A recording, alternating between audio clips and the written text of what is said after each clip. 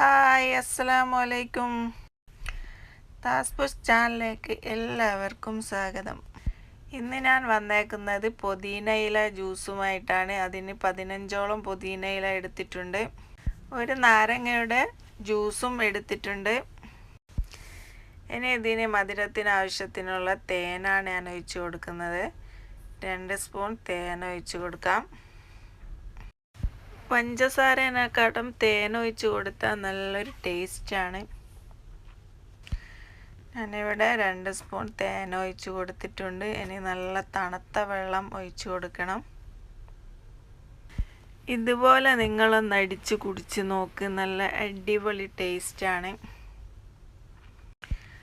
വെള്ളം ഒഴിച്ചു കൊടുത്തതിന് ശേഷം ഇത് നന്നായിട്ടൊന്ന് അടിച്ചെടുക്കണം. ഞാനിവിടെ ആവശ്യത്തിനുള്ള വെള്ളം ഒഴിച്ചു കൊടുത്തിട്ടുണ്ട്. ഇനി ഇത് നന്നായിട്ടൊന്ന് അടിച്ചെടുക്കാം. ഇനി നമുക്ക് ഗ്ലാസ്സിലോട്ട് തണുപ്പിന് ആവശ്യത്തിനുള്ള ഐസ് ക്യൂബ് ഇട്ട് കൊടുക്കാം. ഐസ് ക്യൂബ് ഇട്ട് കൊടുത്തതിന് ശേഷം ഇതിലോട്ട് സർവത്തും കസ്കസും ചേർത്ത് കൊടുക്കണം. ഞാനിവിടെ കസ്കസ് 10 മിനിറ്റോളം കുതിർത്തി വെച്ചതാണ്. ഇനി നമുക്കിതിലോട്ട് സർവത്ത് ചേർത്ത് കൊടുക്കാം.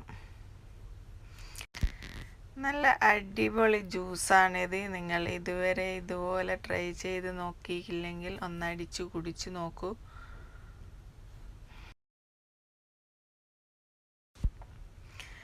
ഇനി ഇതിലോട്ട് കുതിർത്തി വെച്ച കസ്കസ് ഇട്ട് കൊടുക്കാം.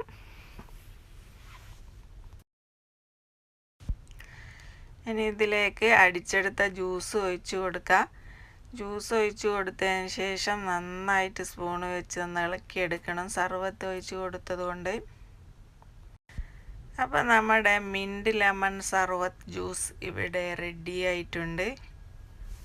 ഈ വീഡിയോ ഇഷ്ടപ്പെട്ടാൽ ലൈക്ക് ചെയ്യാനും സബ്സ്ക്രൈബ് ചെയ്യാനും മറക്കരുത്.